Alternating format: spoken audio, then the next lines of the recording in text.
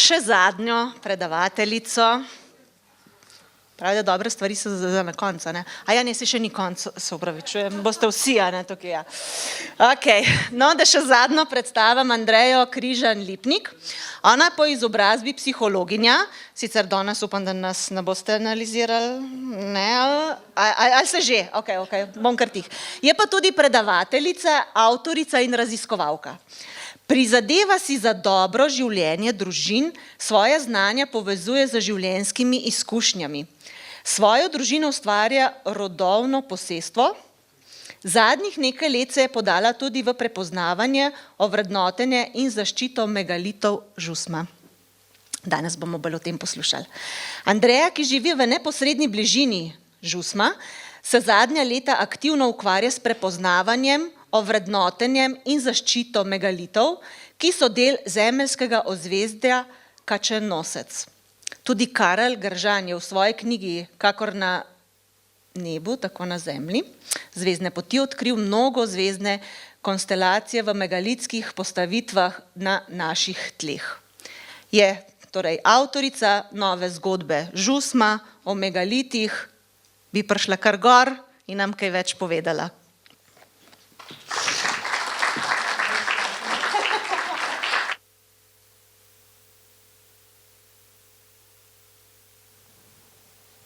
Pozdravljeni tudi iz moje strani, iz Žusma. Naslov, moram malo razložiti ta naslov, pripoved o megalitih zvezdne poti Kačenosca. Tale dikcija zvezdne poti Kačenosca v bistvu navaja na knjigo patra Karla Gržana, doktorja Karla Gržana, ki je zdaj že bo menda kar enih 20 let, bi rekel, hodi po gozdovih in raziskuje megalite, velike kamne, in če je od začetka še poskušal razložiti, zakaj se tukaj gre, danes pravi, da ni to njegova naloga, zakaj točno se gre, ampak je njegova naloga, da pokaže to, kar je vsem na očem, pa nišče ne vidi. Ja, in zdaj v drugi knjigi, se bom potem pokazala, Zvezdne poti, je v območju med Sotlo, Savinjo in Savo popisal dosti podrobno in tudi na zemljevidu orisal lokacije, kjer lahko najdemo megalite ali pa vsaj točke, kjer so zelo verjetno nekoč stali megaliti ali pa kjer stojijo cerkvice še danes, pa so verjetno pokrile kakšna stara svetišča, gradovi in podobno. In ko to poveže skupaj, se pokaže na številnih mestih, Vesna si rekla na 60 mestih, nekje tale konštelacija o zvezdi, torej kakor na nebu, tako na zemlji. On pravi, naj ne iščemo točnih razmerij zvezd, ampak naj iščemo mitološko ozvezdja. Pri nas na Žusmu, to zdaj vemo, odkar se stvari razkrile, kot bom povedala, smo na območju, kjer je Kačenosec, torej kjer je preslikava Kačenosca, ozvezdja Kačenosca v zemeljsko resničnost po njegovem. Pa mogoče je zanimivo to povedati, da Kačenosec gre za eno ozvezdje, ki je tam v horoskopih oziroma astronomsko gre sonce čez to ozvezdje v novembru, nekje tam, mogoče bi Vesna ti bolj natančno vedela, jaz teh podatkov ne vem točno, med Škorpijonom in Strelcem. In gre za kratek čas in ni vključen v astrologijo. Je izključen iz astrologije, no in po mnenju Karla je to glih tak, kot če bi Jezusa dal ven od 12 apostolov ali pa kralja Arturja ven iz vitezov okrogle mize. Torej gre za izjemno pomembno zadevo. Kje smo? Smo na severnem robu Kozjanskega, Žusem, pri Šentjurju, pri Celju. To je en hrib, mogoče večini tak nepoznan, razen zdaj, ko so zgradili nekaj let nazaj stolp ljubezni, pa je bil malo po televiziji, češ, da imamo mi stolp ljubezni tukaj. Imamo tudi dve cerkvici, svetega Valentina in svetega Jakoba, ki sta malo čudno zgrajeni, namreč nista vzporedno, tako kot je to značilno. Zakaj točno ne vemo, obstaja pač tamkajšnja razlaga, da so se nekoč skregali, v kar vedno manj verjamemo. Imamo tudi kamnolom. Potem smo pa precej znani, odkar smo se mi začeli ukvarjati, naša ekipa, z zaščito megalitov. Namreč se je razširila po Sloveniji vest, da je na Žusmo kamnolom, ki ga ena skupina poskuša malce, se vtikamo v njega. Ampak nismo se, vsaj moj namen ni bil se vtikati v sam kamnolom, ker vem, dokler pač gradimo hiše iz betona, pesek uporabljamo, dokler se vozimo po cestah, pač smo vsi kamnolom. Moramo se vsi o tem spraševati, ne moramo iti proti nekomu drugemu, ampak ko pa pride do nekih novih spoznanj, kot so megaliti oziroma neka duhovna dediščina, potem pa se je mogoče res treba vtakniti. In to smo mi naredili. Ja, po Žusmu imamo take kamne, ki jih komaj kdo je ozavestil, vključno z mano, čeprav odkar smo se z možem preselila pod Žusem, v Loko, eno vasico Loka, sem zelo, zelo rada zahajala v ta kraj in še vedno rada zahajam na ta hrib, ker je taki mir. In ta mir je kar gost, jaz rečem, kar gostota tega miru je tam gore. Jaz ne zaznavam na ta način, kot mnogi, verjetno moji predhodniki, niti se ne ukvarjam z nihalom, enkrat samkrat sem ga imela, pa sem potem se kar tukaj tudi zgodba nastala okrog tega. Imam ga spravljenega, mogoče bo prišel čas. Drugače pa ti kamni so, lepi so, ampak se z njimi v bistvu nismo ukvarjali. Jaz sem na svojih sprehodih pogosto posedala ob enih teh kamnih, ampak to zanimivo ne ozavestiš, če bi me kdo vprašal, kje ti posedaš. Tam v enem kotičku, ne vem, če bi sploh rekla ob kamnih. Ja, tole je spodbudilo eno zadevo, Karel. Namreč Karel je bil tekom svojega premeščanja premeščen tudi v naš kraj in sicer na Prevorje in je tam služboval, mislim, da dobro leto in pol nekje. In ko se je razširil glas, da je prišel en zanimiv župnik, smo šli mi to malo pogledati, naša družina. In njegove pridige so mene nagovorile, namreč kot je prej me predstavila Klementina, psihologinja, iščem pač smisle, ki so za družine pomembni. V njegovih pridigah je res veliko teh smislov, namreč predvsem v tem rada povem, da iz čisto vsake zgodbe svetopisemske oziroma tega iz Evangelija, ki je še tak čuden, bi rekla, ko ga poslušaš, on najde dokaz o Božji ljubezni. In to me je mene takrat čisto, kako lahko ti, mislim, kakšno filozofijo moraš ti to imeti, da ti prepričljivo razložiš iz ene zadeve, da je gre v bistvu za dokaz Božje ljubezni. Ja, in on nam je tako mimogrede, nama z možem, pa tudi potem še otrokom, razlagal, da hodi po gozdovi, da imamo tu polno megalitov in tako naprej. In jaz sem to poslušala kot zanimive pač neke zgodbice. Vedno sem vprašala zraven, kaj pa pravijo arheologi. In ker arheologi niso nič pravili nikoli, sem si mislila, joj, to pa ne vem, če bo iz tega, pač, če se da to kaj speljati, vendar so arheologi za to. In tu se je tudi moje zanimanje nekako do tot je šlo. Moglo bi se še nekaj pokazati, mogoče bo tak. Glej, ko se noče. Pokazala bi se prva knjiga, na desni strani. Prva knjiga njegova, V znamenju Oriona, tam je napisal, pač je napisal to tezo, da so kozjanske megaliti in je opisal dobro tudi zelo podrobno eno območje, Orionov pas. Potem pa je še nastala druga knjiga, Zvezdne poti, ampak ta je nastala že potem, ko smo mi že poznali na Žusmo to dogajanje. No in zdaj moram pa tukaj povedati, da, zdaj pa lahko dam naprej, to so še tudi naši kamni, takole, da sem nekega dne, potem, ko sem pač te njegove zgodbe poslušala, sedela za svojim dnevnikom in s piščalko v tistem gostem miru, bom rekla, zjutraj, zgodaj in naenkrat ozavestim, da so pa tu kamni, pa res, pa veliko jih je, pa grem gledat, pa krog naredim okrog teh kamnov. To je pa res veliko kamnov, zanimivo, kaj pa, če so to taki kamni, o katerih Karl govori. Ga pokličem, ne vem, če je takrat bilo, ampak njegova navada je, da se kar iz spovednice oglasi, če je slučajno v cerkvi, pa reče, čisto potihem govori, bom vrgel dol, če bo kdo prišel. Ja, toliko, da je tudi on malo z nami. No in je rekel, seveda, tudi na Žusmu imate megalite zagotovo in sicer imate kačenosca, če se res kaj našla, pridem takoj pogledat, ker jaz želim velikokrat na vse te točke, ne morem iti, ampak na marsikatero točko pa želim, da si potrdim. Ni bilo dolgo, kaj je prišel par dni zatem k nam, cela familija je šla, smo šli z njim in on se je, jaz sem vedela za 2 lokaciji takrat, te kamne pa še ene v bližini, on se je na sredi poti ustavil, ko je izgledalo, da mu pohaja kondicija in pravim, se bomo kmalu. Ne, on gleda greben in kaže, pravi, tam imate megalite, tu spodaj imate megalite, tam spredaj pa mogoče še kje. No, že prej nisem verjela, pa potem pa, pa se že hodim tukaj ne vem koliko let, seveda jih nimamo nobenih takih kamnov, bi pa vedela. Tako daleč, da smo potem lezli dol, po enem navpičnem terenu, je bilo treba skoraj po 4 iti in ko si prišel takle dol, smo se samo obrnili in pred nami je bila tako krasna, velika lokacija. Takrat sem jaz doživela prvič mogoče tako, da malo udar, bum.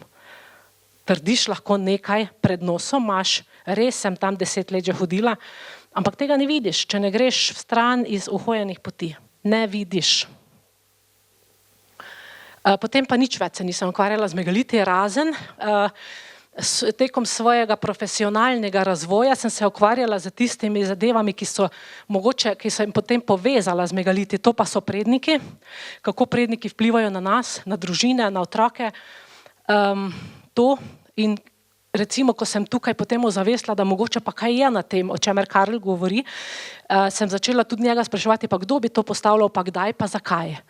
In tu ni jasnih odgovorov, ampak v svojih, bi rekla, notranjih govorih ali pogovorih, ko sem ozaveščeno stala ob takih lokacijah, sem se spraševala, pa daljni predniki, kaj je pravzaprav namen, če ste vi daljni predniki nekoč to postavljali in po tej predniški liniji, to je iz drugih virov, vem, da se pretaka lahko ljubezen, medtem ko vzporedno nikoli ne moreš vedeti, kaj točno se pretaka po teh vzporednih linijah, po predniških linijah pa ljubezen, saj je vendar ta nosilka življenja, potem ste vi nekaj z ljubeznijo shranili za nas.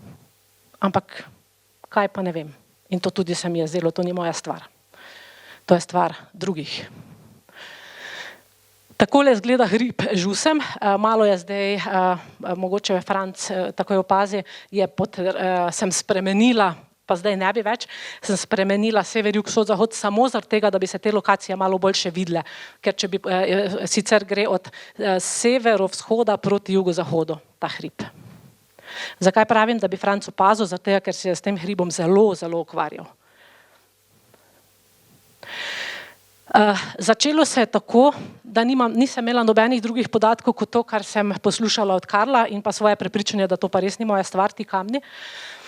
Potem pa se je zgodilo, da se je naročila k meni ali drugače rečeno kar izsilila eno svetovanje, pač ena gospa, s katero smo se spoznali iz osnovne šole in jo pišem kot Urška, da bi prišla na svetovanje in ker se nisem mogla več spomniti, s čim bi jo še odvrnila od tega, ker privat preprosto ne morem jemati, za vrtec je imela pa prevelikega otroka, kjer delam, sem je rekla, ok, edino, če greš z mano zjutraj na sprehod, ob 5 zjutraj moraš biti pri moji hiši pod oknom, pa gremo gor na sprehod na Žusem, ker pač hodim ob vikendih na sprehod, pa se še mimo grede pogovarjale o tvojem problemu, prepričana, da je ne bo.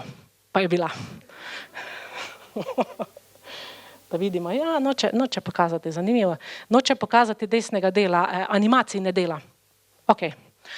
No, je prišla in sva šli na hrib in sva se pogovarjali in jaz sem krasno vse nasvetovala, namreč je bila zelo enostavna zadeva, punca je imela najstniške težave, čisto normalne, kot jih ima vsak najstnik in to sem mater lepo prepričala v to in smo potem, ko smo prišli na vrh, se je začel sončni vzhod, rečem, Urška, zdaj pa nehajma s temi problemi, poglejma rajše to lepoto Žusma, oziroma sonca, sončnega vzhoda in jo še poučujem, kako ob poletnem sončnem preobratu sonce pride za Donačko, kako pa tja proti Slemenu po zimi in tako naprej, odvrnem pozornost, na kar še rečem, veš, pol pa še ne samo to, da je tako lepo, da sonce tu gledamo, tu spodaj so še eni kamni, veš, ko je en taki mal poseben župnik, ne vem, če si kdaj za njega slišala, Gržan, ne, pač raziskuje in pravi, da so to megaliti. Aha, nisem slišala. v redu. Vseeno pa jo potem peljem tam mimo domov, da gremo po drugi poti dol. In na poti mi pravi, to zgodbo moram povedati, ker je pomembno, da razumete, na kakšen način sploh sem se začela s tem ukvarjati. Pravi, ja, veš kaj, nekaj ti še pa moram povedati. Odkar je meni mama umrla, imam jaz občutek, da meni tukaj nekdo sedi in mi govori in jaz ga lahko slišim. Zdaj si pa psihologinja, tamle je, ena je že šla domov, kri psihologinja, vsaj smo, če še nikdo, ko ga ne poznamo, lahko samo predstavlja, kaj to pomeni, da ti sredi hoste psihologu, ki ti je ravno krasno nasvetoval situacijo, rečeš, da imaš halucinacije. Ja. Ja. Ampak se mi je res malo zastal korak. Nisem drugega zgodilo, ko malo sem se razjezila nad sebe, kako si lahko spet si nakopala na glavo nekaj, pa ko ne delam privat, ker tem vem, da ne moreš, namreč ko se zgodi, ko odgrneš rano, odpreš, se spodaj pokaže in ne moreš se tega znebiti in privat tega ne moreš obvladovati. Zato ne jemljem privat. In evo ga, tule sem se zakopala, ravno se spravljam, kako bom za to, ker cilj je, da spraviš na psihiatrijo. Normalno, psihiatru je treba spraviti človeka, ne moreš ga pa zdaj sredi hoste pa reči, ok, sediš takega, gremo dalje. Prej pa svetoval, pa veš, da nisi svetoval uspešno. Ker punca, najstniška hči, lahko še kako grozne težave lahko ima zaradi tega, če mati halucinira. Ja, ampak potem pravi, Urška me prehiti, pa pravi, ja veš kaj, ne skrbeti. Jaz imam to vse pod kontrolo, veš. Sem šla na neko angelsko terapijo tja na Ptuj in jaz imam to pod kontrolo in jaz te glasove slišim samo, kadar jih jaz hočem. Gledam zabodeno, seveda premišljujem, misli mi delajo, kaj je to. Se pravi, če pa to drži, da imaš ti to pod kontrolo, to niso halucinacije klasične, ziher ne, ker to ni pod kontrolo. Torej, ti imaš nekaj drugega. Zdaj me pa že zafrkavaš, sem si mislila. In se je v meni porajalo eno zelo tako igrivo zanimanje za to tega njenega na rami sedečega. Pa pravim, no, Urška, če je pa tako, da tebi nekdo na rami govori, pa ti to imaš pod kontrolo, kdaj se pa ti to lahko pogovarjaš? Kar tak, kdaj hočeš. Pravi ona, ja. A bejš, a res? Ko zdajle, če bi htela, bi se lahko pogovarjala. Pravi ona, ja. A daj nehaj, kaj jaz te lahko tega tvojega na tvoji rami, kaj vprašam? Pravi ona, ja. Pa kar zdajle, ja. Gledaš, pač res čudno, ne? In pravim, po se pa zabavam, pravim, no Urška, če je pa tako, potem pa naj tale, ki tebi na rami sedi tukaj, pove, se malo tako čoham, pred mano je bil velik žusemski kamen, kaj tile kamni tule na žusmo pomenijo. Moja zabava je trajala še samo do tja, ko je zaprla oči, pa dolgo ni bilo nič, pa sem je študirala, že vem kaj, to ste šlogarji verjetno, to ste take, in tebe sprašujejo, ali se bom poročil, bom imel denar, zato pa zdaj ni nič, kdo bo tebe vprašal za kamne, vprašanje ni bilo pravo, se zabavam v sebi. Ampak, ko je ta Urška odprla oči, dala roke navzven, začela rahlo bolj odsekano govoriti, z nagibom glave v to smer rame, je mene vsa zabava minila. Res. Namreč govorila je o megalitih, govorila je vse tisto, kar sem jaz kadarkoli od Gržana slišala. Govorila je o pomenu ravnovesja, kako se teh kamnov ne sme prestavljati, kako da so že tam v območju kamnoloma se že začele dogajati prestavitve in da to ne bo dobro za zemljo.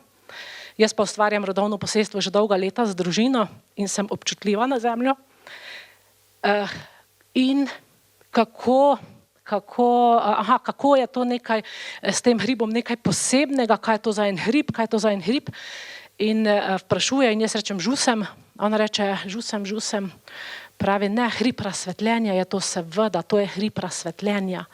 Tukaj je polno ljudi, to je vse črno ljudi je videti tukaj, nekateri klečijo, imajo roke na teh kamnih in tukaj je še nekdo, ki ga ni mogoče videti. Ja, potem pa od vsega tega me je najbolj zbegalo, da se tam v kamnolomu nekaj ruši in da to ni dobro za zemljo. In sem se potem notranje spraševala, če že kdo tebi govori, kdorkoli, pa torej to nisi ti, ker če te vsaj ne bi prej vprašala, če že slišala za Gržana pa kamne, pa si rekla ne, torej neki vir je, zakaj meni to govori, kaj mene briga, da tam v kamnolomu rušijo to in da se ruši ravnovesje. Kaj imam jaz s tem? Isto. Zato sem potem želela ta vir malo zadržati in jo vprašala, ko je nehala govoriti, čist drugem tonu, če še lahko tega njenega govorca kaj vprašam. In pravi ona, seveda, normalno. In jo vprašam, no kdo je pa torej v tej zgodbi Karl Gržan? Namreč moje mnenje je bilo njemu govori, ne meni. Njemu povej, da se tu ruši ravnovesje, on se ukvarja s kamni. No in ona potem govori zelo zanimive zadeve, nič o tem, da je župnik, ampak govori o pisanju in o negativnih in pozitivnih energijah, ki jih s tem sproža in da je veliko negativne, ampak mora biti, da bi se ta preobrazila v pozitivno in da ne vedo, kao v duhovnem svetu ne vedo, če še bo pisal ali ne bo pisal, mogoče bi mu bilo potrebno pomagati, mogoče bi mu lahko ti pomagala. To je, ja, tako je to bilo. In to je bil VTF situacija za mene, tam, v kateri sem imela občutek, samo bežimo od tot, gremo v stran, zdaj pa tega dosti, imaš občutek, kot da si se opeko, pa te skeli opečen prst, pa ne moreš nehati o tem razmišljati, pa najrajši bi, to je res bilo čudno, ne vem, če si predstavljate. Seveda smo šle, se je to končalo, ampak še tisti dan jaz to vse v dnevnik napišem doma, ker pač pišem dnevnike in mi je bilo to, sem mogla zreflektirati na hitro. Na možu na hitro razložim enih par stvari, pravim, daj pojdi z mano pogledati. Samo eno moram pogledati, če so res v kamnolomu kakšni kamni, se vem, da jih ni, ker hodim tu okrog, gor na sončni vzhod, nikoli nisem videla, da bi taki kamni bili, ampak za vsak slučaj. Seveda, kak smo vstopila noter v traso, ker je še bila takrat odprta, smo tudi našla. In to območje bi se tukaj pokazalo, pa se zdaj noče, ker je animacija. Tako majhno območje, približnih 15 kamnov je bilo v tej trasi. Ja, zgodbe so potem šle zelo hitro naprej, namreč kdorkoli je že ta govorec bil takrat, jaz pravim, da je ta svet, ali je to svet duhov ali karkoli, mora biti zelo inteligenten, da dobi nekoga noter takega, ko sem jaz, ne? Ko si prej Vesna rekla zemlja, ne? Zemlja, se moraš mogoče res potruditi ali pa najti, obrati neki način, ki je bil tu izredno inteligenten način za moj primer. Mene so točno tak si me lahko dobil, da si mi dal nekoga, ko je izgledal, da halucinira, potem si mi pa tu pokazal, da to gre za nekaj drugega. Kanaliziranje se temu reče. Je še danes v psihologiji ne najdem nobenega kanaliziranja. Tako kot takrat, ko sem se prvič srečala z Domančičevo bioterapijo in spoznala vse te psihokineze, nikjer ne dobim nič. Pa sem pisala na zdravniško zbornico, pa sem pisala na psihološko zbornico, pa sem dobila take odgovore, da ni za brat. Zdaj sem pa v društvu psihologov v predsedstvu noter, saj sem šla zdaj ven, ampak se z njimi o tem ne morem pogovarjati, prišlo je samo do tega, da si kolegice pa vendarle malo želijo videti ta moj žusem. Do tega je pa prišlo. Ja, zgodbe se nadaljujejo, veliko jih je. Lahko jih berete, ker sem vse popisala, ker se drugače ni dalo. Jaz ničesar ne delam, nisem akter. No, malo sem, kdaj pa kdaj, včasih tako malo nehote.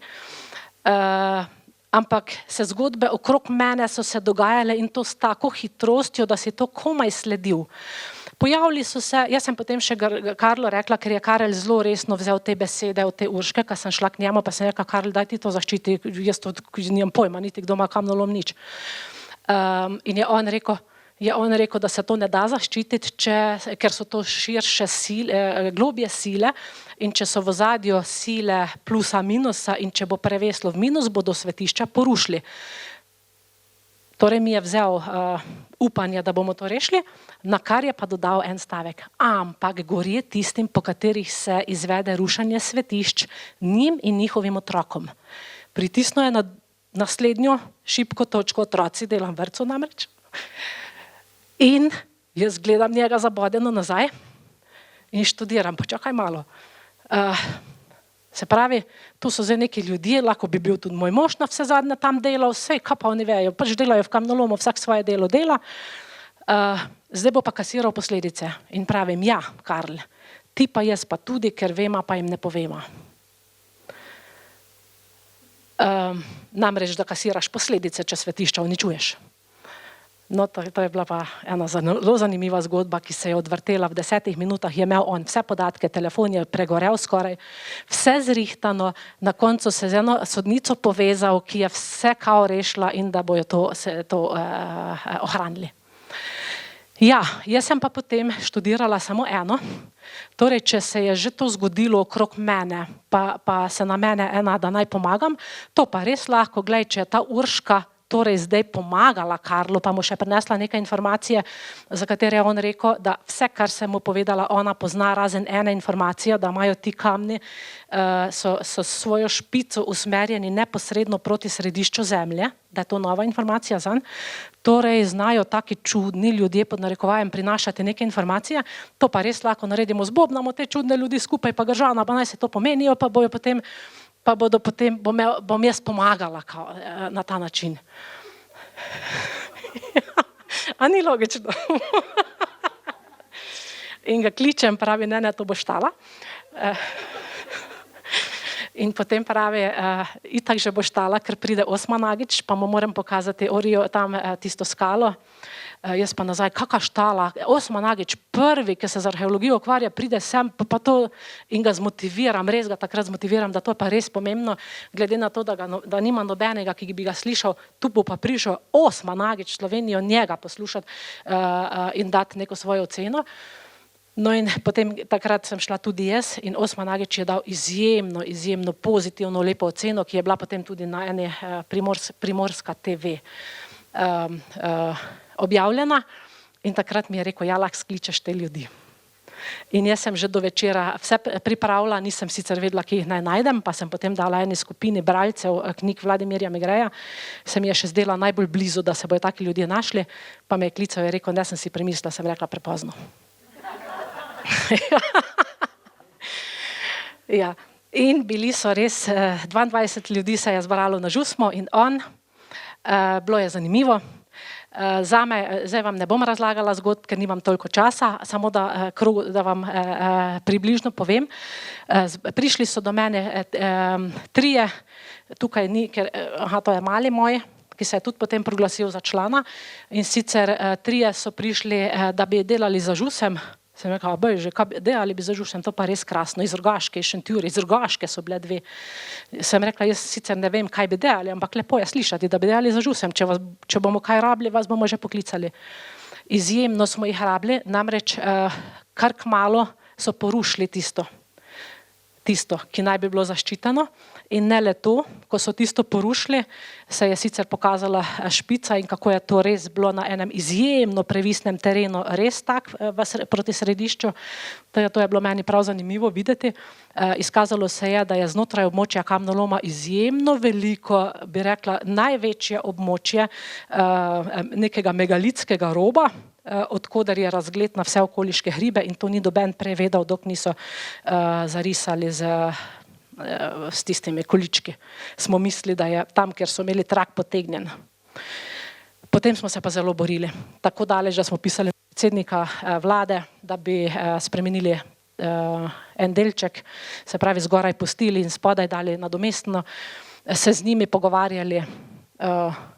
In ne vem, kaj smo dosegli, v glavnem dosegli smo vsaj to, da je tisti megalitski rob v glavnini ostal, spodaj so ga zarezali, po njem je šla tudi planinska pot za otroke namenjena, ko so jo planinci na Stolp ljubezni naredili, tisto je bilo uničeno in planinci izredno z grenkobo užaljeni, ker tudi niso vedeli, da bo to šlo. Tu se tudi ne bo pokazalo, ja, vidim. Dobro, tu je potem veliko slik, še je bilo takle nametanih. Meni je ta informacija oziroma to, s čimer sem se začela ukvarjati, bilo malo tak, ne? Ko da priješ že v nek kraj, pa se z neko skoraj ezoteriko ukvarjaš. Jaz nimam niti nobenih znanj, Gržan vsaj zna s podatki, jaz niti letnice si ne zapomnim, katero leto naj bi datirali megaliti, ker mi pač to ni tak zelo. Ampak ljudje se pa zanimajo. To je zanimivo. sem rekla, dajmo čas, vsaj se malo poučimo o tem, kaj so to sploh megaliti. Nas so potem povabili v društvo, društvo Izviri Dobrina. Tam je ena predsednica, zdaj že 70 let stara, krasna ženska, zelo inovativna in je podprla, čeprav ni znala niti megaliti, melagiti izgovarja. Ampak nas je podprla, ker pravi, vse to je za kraj v redu in nas podpira in je tako izbrala denar tudi potem za knjigo.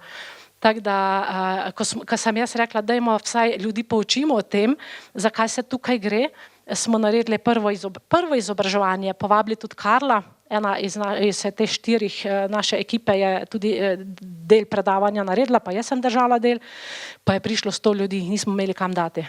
Je prišel župan in je rekel, zakaj na mene nikoli ne prije toliko ljudi, tule pa hodite na megalite.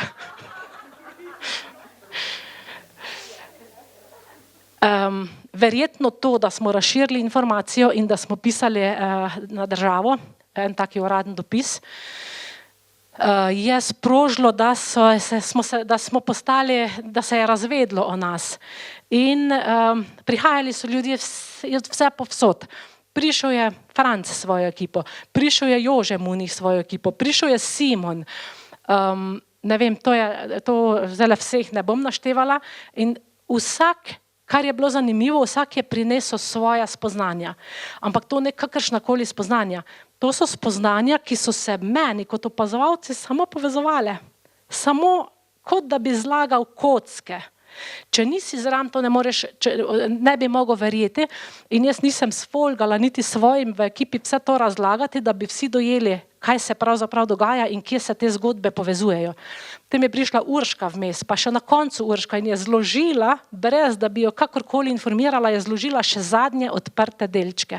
Vse se je zložilo, ampak jaz sem imela potem tako glavo. Tako sem imela občutek, s tem je treba nekaj narediti, jaz tega sama držati ne morem.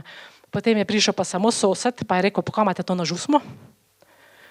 In jaz od prve do druge, do tretje, do četrte zgodbe grem v svojih mislih, kje mu naj sploh razložim in sem videla, da to ni mogoče razložiti, razen, če gremo od začetka do konca, če si boš vzel 3 ure, pa me boš poslušal. In sem šla tisto večer pisati knjigo in sem v 14 dnevih imela knjigo napisano. Bistvo vseh spoznanj, ki so prišle kot spoznanja od vse povsod, ki so se zložila, je pa to, da so megaliti tukaj kot neki pomniki preteklosti, da so predniki v njih shranili darove. Shranili so nekaj, kar je duhovno pomembno za današnjega človeka in z ljubeznijo skozi čas prenesli in danes to lahko odpremo. Kateri so ti darovi? Čiščenje, zdravljenje, zaščita in uravnavanje notranjih duševnih procesov. Bolj ko se čas oddaljuje, knjigo sem napisala leta 2019, 20 maja je bila izdana, bolj mi postajajo ti darovi jasni, bolj vidim, kako v praksi to deluje na ljudi. Počasi celo neke zadeve v svojem življenju zaznavam, na en mogoče malo bolj subtilen način kot kadarkoli. Meni je bila čuječnost vedno pomembna, ker je to psihološka stvar, ampak čuječnost na tak način, da ti zaznavaš neke darove narave, to mi je pa že bilo preveč. Zdaj pa mogoče tudi v to malo obsegam. Ja, jaz sem mogla, ko sem se spravila pisati knjigo, nujno sem mogla zreflektirati, kaj se mi sploh dogaja. Zakaj se gre, kaj se mi dogaja, o kakšnih znanjih govorimo in sem potegnila iz svojih znanj in iz svojih zanimanj vse tisto, kar mi je pri tem pomagalo. In tu mi je pomagalo zelo poznavanje nekaterih vsebin in ljudi, ki so opozarjali, da se povežimo nazaj s predniki. Poveži se s predniki, poglejmo nazaj. In kdo je tu prvi? Prvi, ki se me izredno osebno dotika, je Vladimir Megre. To je ruski avtor zbirke knjig Zveneče cedre tajge. V slovenščino so vse knjige njegove prevedene. In oni govorijo, v bistvu gre za sibirsko ljudstvo, ljudstvo Sibirije, ki živi izven civilizacije, in oni enemu podjetniku, Vladimirju Megreju, predajajo znanja. Glavna med temi, ki jim predaja znanja, je mlada dekle Sibirka Anastasija. In oni govorijo o tem, kakšnemu življenju smo se mi v civiliziranem svetu odpovedali oziroma kaj zgubljamo, kaj ti ohraniš, kadar ohraniš stik z naravo, in potem ponujajo priložnost, kako lahko mi danes v civiliziranem svetu začnemo nazaj graditi to, kar smo izgubili, se povežemo z zemljo in nazaj pridobivamo svoje bistvo, stopamo v pravire, svojo božansko naravo. To je mene popolnoma osvojilo in zato tudi ustvarjamo rodovno posestvo z družino. No in Vladimir govori, oziroma Anastasija govori, da so v enem delu, ki ga velikokrat preberem, velikokrat, če zdaj se vračam nazaj, govori o tem, kako so zamirale civilizacije, zakaj je tako na duhovni ravni, zakaj je tako, na kakšno vprašanje še človeštvo ni odgovorilo in je na pragu tega, da odgovori, in kako je ob zadnjem zatonu so na območju Rusije in teh bivše Rusije in tudi kot zgleda tudi naš del spada zraven Slovenija, kako so predniki, ko še niso bili, ko še zavest ni upadla, ko so še imeli znanje, ohranili to znanje za potomce. In tukaj se direktno ponuja odgovor, ali pa vprašanje, kaj če so shranili to v kamen ali pa tudi v kamen. O Medveščku smo slišali, Medvešček govori o naših prednikih, o naših poganskih prednikih. Meni se zdi to krasno branje, krasna literatura, zaradi tega, ker je polno smislov. Eden takih je recimo, da si tale zduhn, ta ptiček, ki so ga imeli nad mizo v kuhinji, ki je spominjal na rodove prednikov, vse poganske oziroma staroverske družine naj bi vsaj 7 rodov nazaj poznale. Koliko jih poznamo mi? Komaj 3 vidim, da poznajo ljudje. Potem Osman Agić, ki govori o globoki zgodovini, v kateri so bile ustvarjene piramide, ki govori o bosanskih piramidah in o 3 civilizacijah, ki so jo gradile, ki zgodovino v bistvu tudi pod velik vprašaj postavlja. In kaj mi je še pri Osman Agiću pomembno, da tukaj lahko dobesedno gledamo, kako se ista znanost lahko razdeli na 2 pola in ista znanost trdi, ne pa ja, ista, arheološka znanost. Eni bojo trdili, ne, to ni nič, eni pa ja. Torej, kaj je z našo znanostjo? In pa Bert Hellinger, postavitev družine, sistemska postavitev družine, to čudovito znanje, namreč on je prinesel metodologijo ali pa neko metodo, ki jo lahko zdravi ljudje, ni treba v psihiatričnih bolnišnicah biti, da bi to uporabljal, ampak med zdravimi se uporablja postavitev družine, sistemska postavitev družine, kjer na fenomenološki način dobiš stik s poljem družine in za to duhovno potrebo tvoje družine in tega, kaj je za to, da bi družini šlo dobro, kje lahko sam pomagaš. To sem opisala v knjigi zaradi tega, ker mi je bilo to neka osnova, ki mi je pomagala razumeti te prednike, ki se javljajo skozi megalite.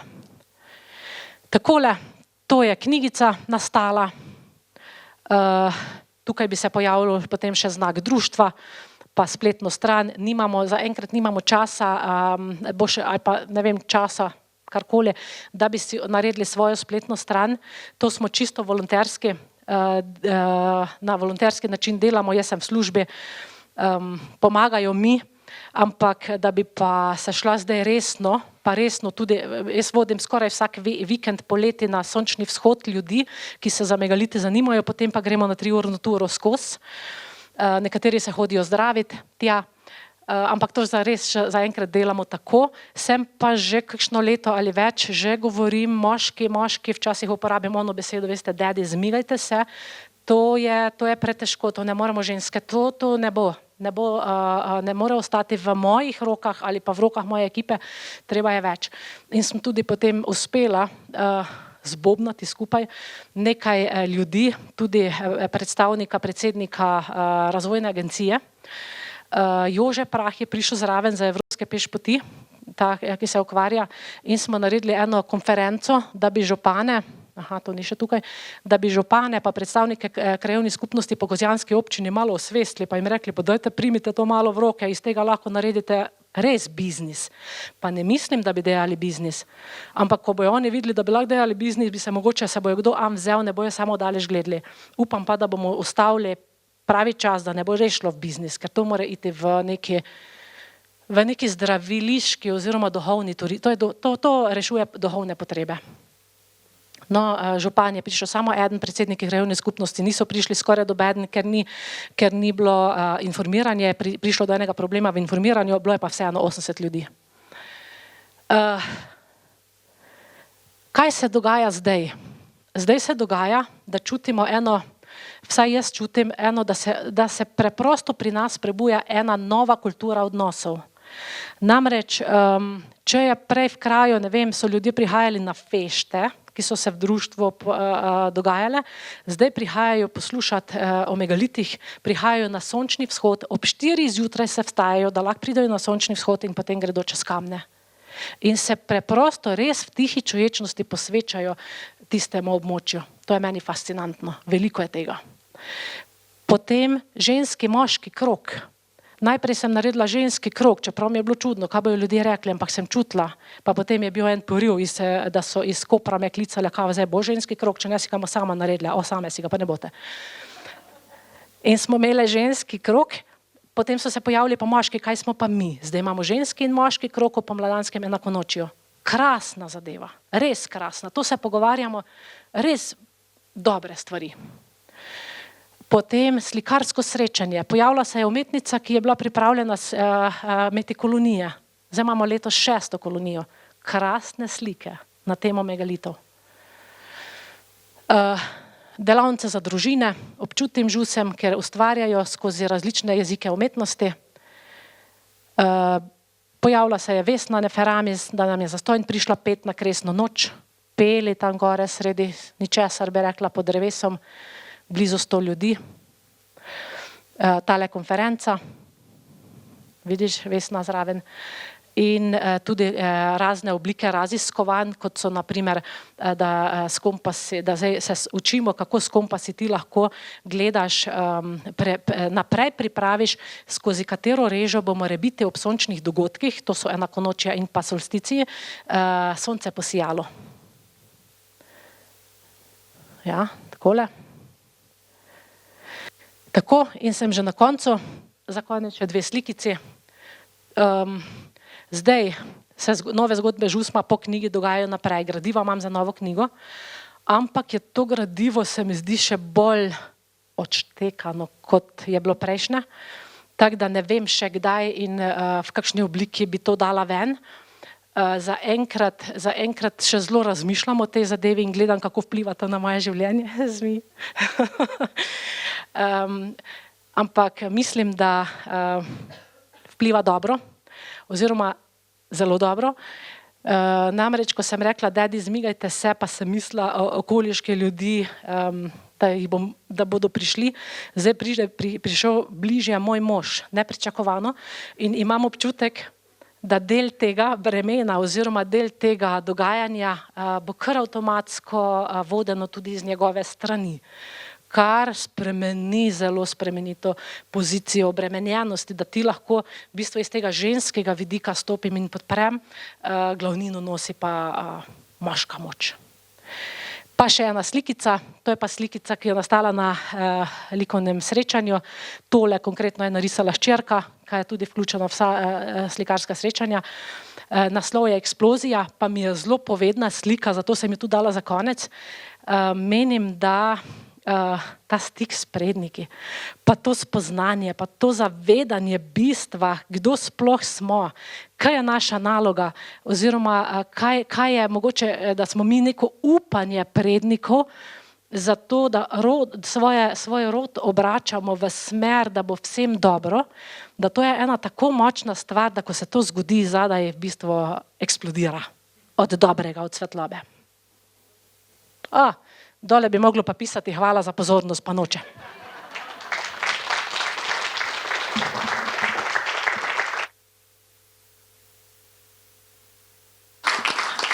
Kakšne zgodbe, bi še človek kar poslušal. No, da ne bo pomote, od vseh predavateljev mislim. Tako da hvala, Andreja.